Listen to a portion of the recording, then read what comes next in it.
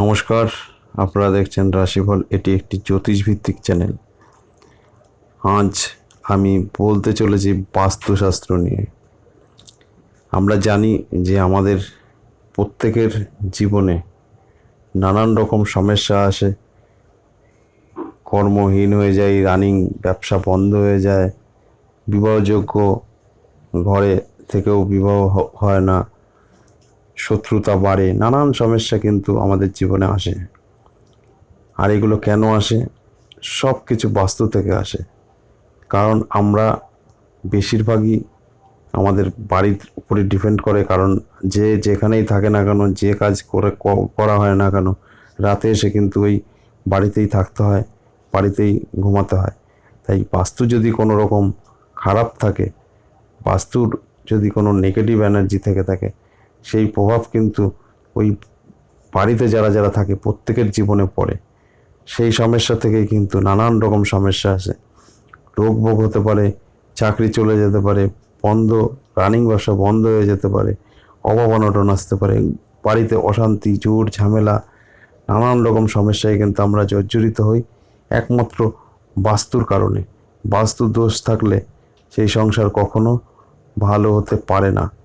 এবার অনেকেই বলে যে আপনার ঈশান কোণের টয়লেট, রান্নাঘর, সিঁড়িঘর ঈশান কোণে আছে কিনা, বা যে বাস্তুমতে যেভাবে বাড়িঘর করা হয়। অনেকেই আছে আমাদের জ্যোতিষের কাছে এসে, আমার কাছে অনেকে আসে জায়গা কিনে তার বাস্তুটা কিভাবে তারা করবে, ঘরবাড়ি কোথায় কোন কি হবে সেভাবে আমরা ড্রয়িং করে দিই।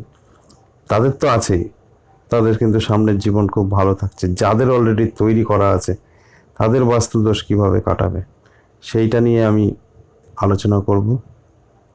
আপনার দেখা গেল আপনার রেডি, আপনি তখন আপনার অভিজ্ঞতা ছিল না, বা অ্যাস্ট্রোলজি সম্পর্কে কিছু বুঝতেন না বা বিশ্বাস করতেন, এরকম নানান রকম সমস্যা আছে।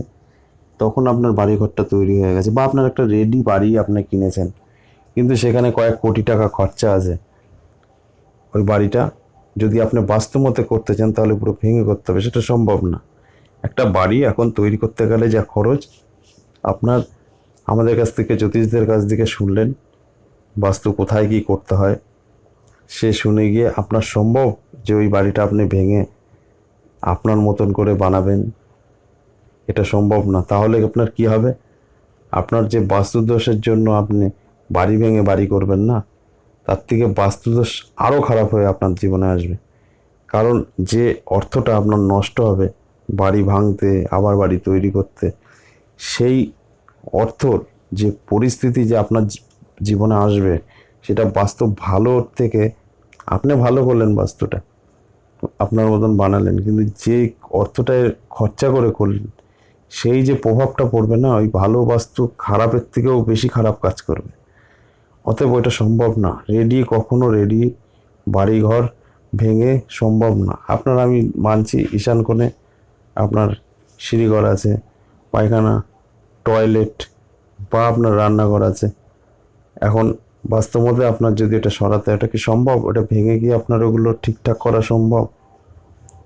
সম্ভব না।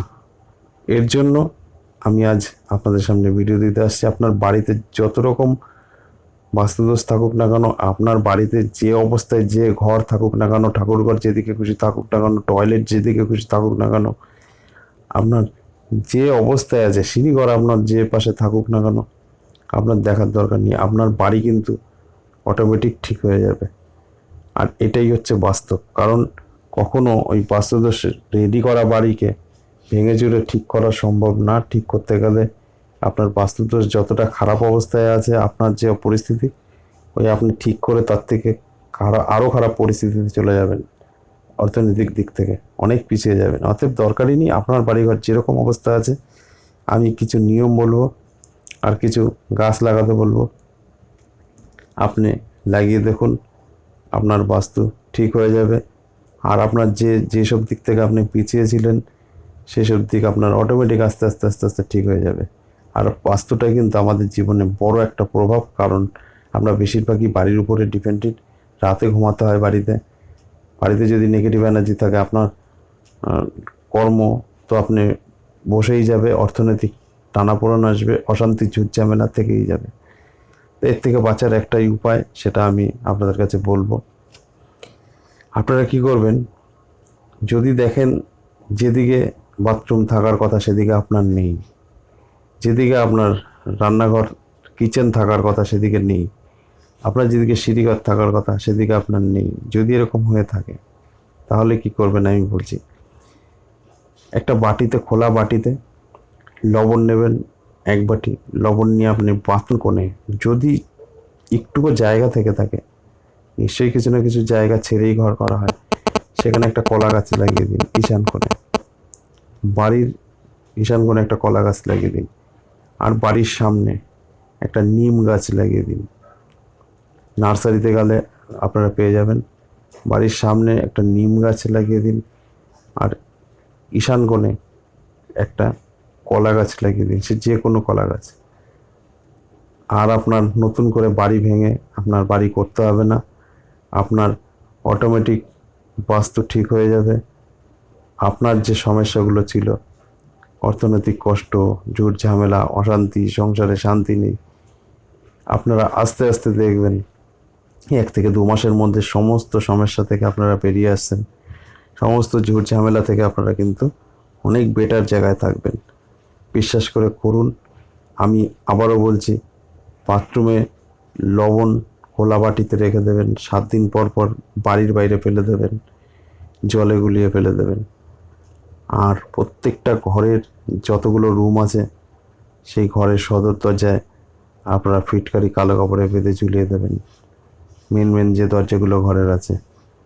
আর ঈশান কোণে একটা কলা গাছ লাগিয়ে দেবেন, বাড়ির সামনে একটা নিম গাছ লাগিয়ে দেবেন। বাস্তু আপনার 100% সঠিক হয়ে যাবে। আপনার বাড়ি কখনো বন্ধ না করার দরকার নেই, বাড়ি ভেঙে ঘর ঠিক করার দরকার নেই, টয়লেট সরানোর দরকার নেই, কিচেন সরানোর দরকার নেই। যে যেখানে আছে সেখানেই থাকবে। আপনার অটোমেটিক কিন্তু বাস্তু সঠিক হয়ে যাবে, আপনার আয় উন্নতি আস্তে আস্তে বেড়ে যাবে। আপনার হাজারো সমস্যা যে ছিল সে সমস্যা থেকে কিন্তু আপনি বেরিয়ে আসতে পারবেন, এগুলো প্রমাণিত। আজ এই পর্যন্তই, আবার আসবো নেক্সট ভিডিও নিয়ে। ততক্ষণ ভালো থাকুন, সুস্থ থাকুন।